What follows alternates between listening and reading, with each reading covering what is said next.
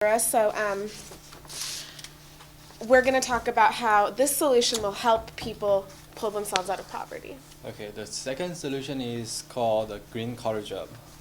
And regardless of what's happening at the federal level, the local city governments, such as in San Francisco Bay Area, are passing and proposing policies and programs designed to improve the environmental issues.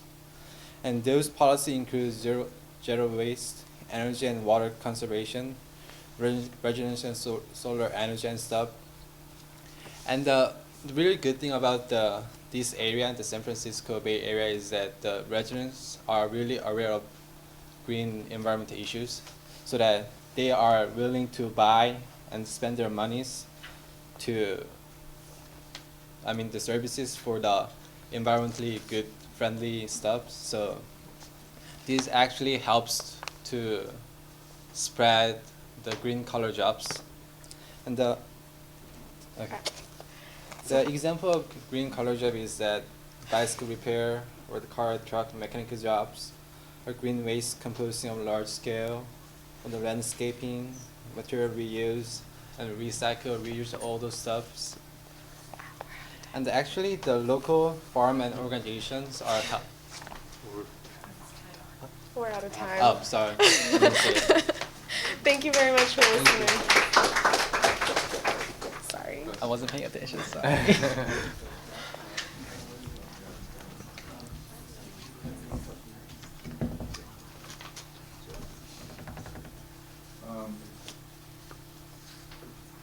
First, I like the point with the laws. I think that's a good point that you guys made. But I think the two things that were skipped over with the two examples, for instance, with the Brockridge General Electric and the Exxon Valdez, is that the Exxon Valdez, even though it was a lot of money, $5 billion, it took, I think, 15 years to even get that money.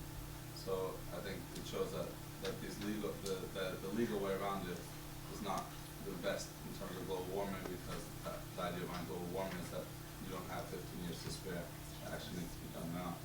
And with the Brockridge, although the settlement happened sooner, it was a lot less money, $330 million for GE, which is one of the richest countries richest corporations in America. Is nothing.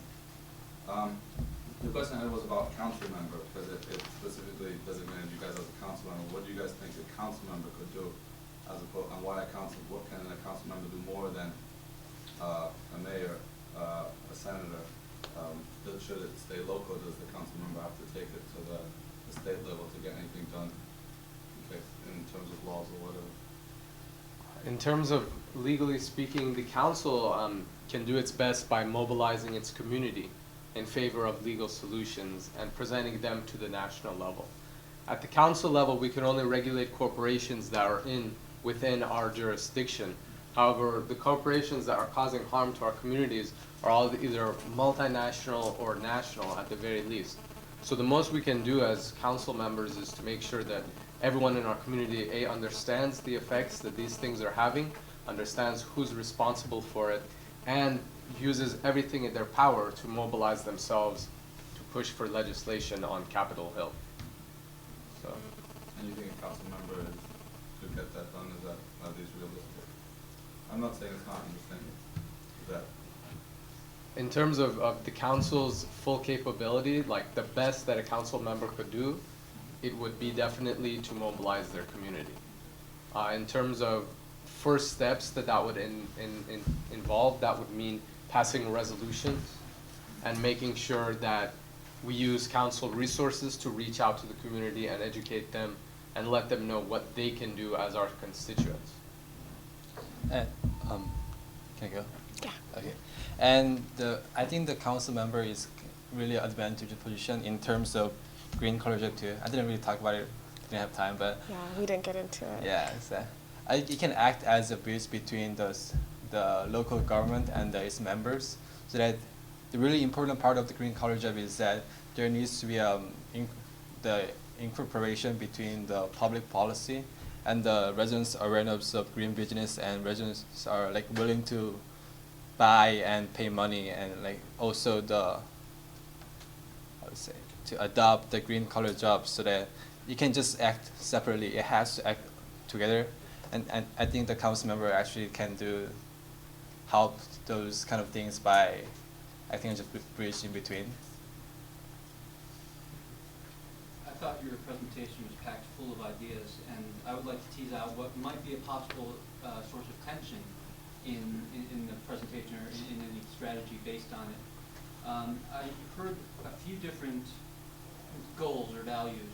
One was to fight pollution on a local level for quality of life reasons.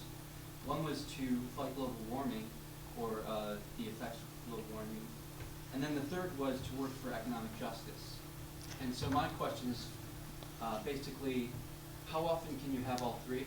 Or what would you do if you couldn't have all three? What do you do if you can only have one or the other in a solution?